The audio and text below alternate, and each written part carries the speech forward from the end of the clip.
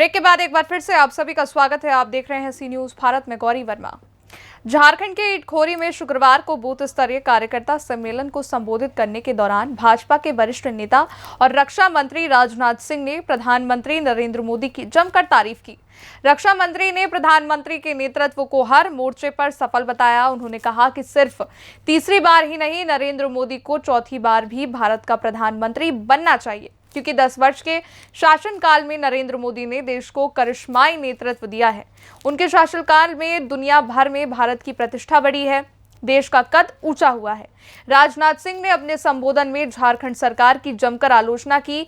उन्होंने कहा कि इस सरकार का नेतृत्व में झारखंड का बेड़ा गर्क हो गया है।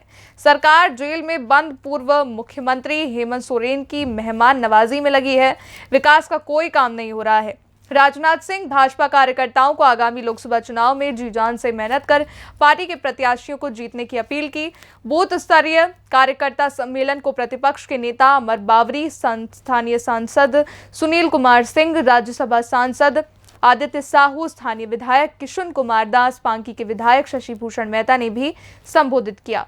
कामयाब होगी, कुछ कहा नहीं आता। मैं उन सारे सवालों की चर्चा नहीं करना चाहता जो हमारे विपक्षी हम लोगों के बारे में सवाल किया करते थे। कहते थे इन लोगों का अनुभव क्या है, ये सरकार कैसे चलाएगी। लेकिन 5 वर्षों के अंदर ही हमारे प्रधानमंत्री मोदी जी ने सारे विश्व को संदेश दे दिया कि भारत अब रुकने वाला नहीं है, भारत अब तेजी से आगे बढ़ेगा, दुनिया की कोई ताकत हमें रोक नहीं सकती। बहनों भाइयों, इसमें कहीं दो राय नहीं है। अंतर्राष्ट्रीय जगत में भारत की प्रतिष्ठा बढ़ी है, भारत का कद बढ़ा है। मैं वर्षों से दुनिया के दूसरे देशों के दौरे पर जाता हूं। सरकारी बैठकों में भिन्न भिन्न मंचों से मुझे बोलने का अवसर भी प्राप्त होता है। छोड़ दे लो।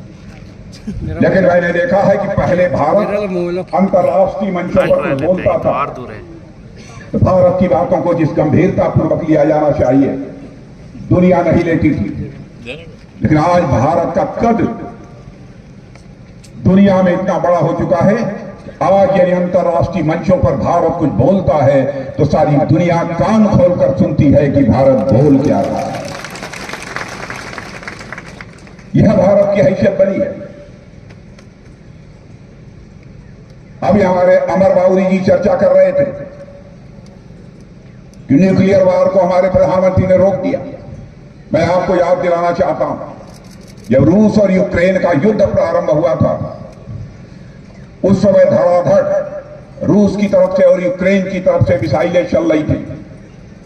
बड़ी संख्या में लोग मारे जा रहे थे।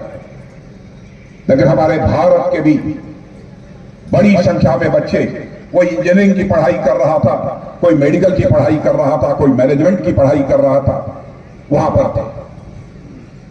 उनके भारत का कद बढ़ा। मैं वर्षों से दुनिया के दूसरे देशों के दौरे पर जाता हूं।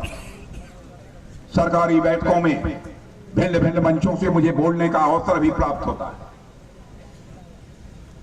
लेकिन मैंने देखा है कि पहले भारत अंतर्राष्ट्रीय मंचों पर कुछ बोलता था तो भारत की बातों को जिस गंभीरता पूर्वक लिया जाना चाहिए दुनिया नहीं लेती थी। लेकिन आज भारत का कद, यदि अंतर्राष्ट्रीय मंचों पर भारत कुछ बोलता है तो सारी दुनिया कान खोलकर सुनती है कि भारत बोल क्या रहा है। यह भारत की हैसियत बनी है। अभी हमारे अमर बावरी जी चर्चा कर रहे थे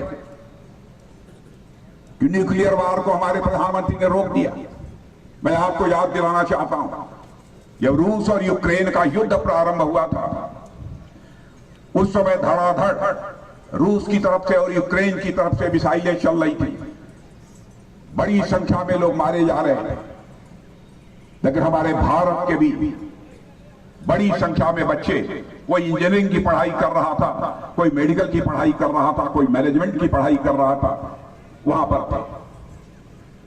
उनके अभिभावक जो भारत में रहते थे उन्होंने कहना शुरू किया, प्रधानमंत्री जी चाहे जो हो हमारे बच्चे को यूक्रेन से बाहर निकालिए। मेरे बहनों भाइयों को यह कल्पना नहीं कर सकता। हमारे प्रधानमंत्री ने रूस के राष्ट्रपति मिस्टर पुतिन से बात की, यूक्रेन के राष्ट्रपति मिस्टर जेलेंस्की से बात की और अमेरिका के राष्ट्रपति मिस्टर बाइडेन से बात की। 4.5 घंटे के लिए युद्ध रुक गया और हमारे भारतवासी बच्चे भारत आ गए। यह है हमारा भारत। चतरा से सी न्यूज संवाददाता लकी की रिपोर्ट। इस खबर में बस इतना ही। देश दुनिया की बड़ी खबरों के लिए आप देखते रहिए सी न्यूज भारत।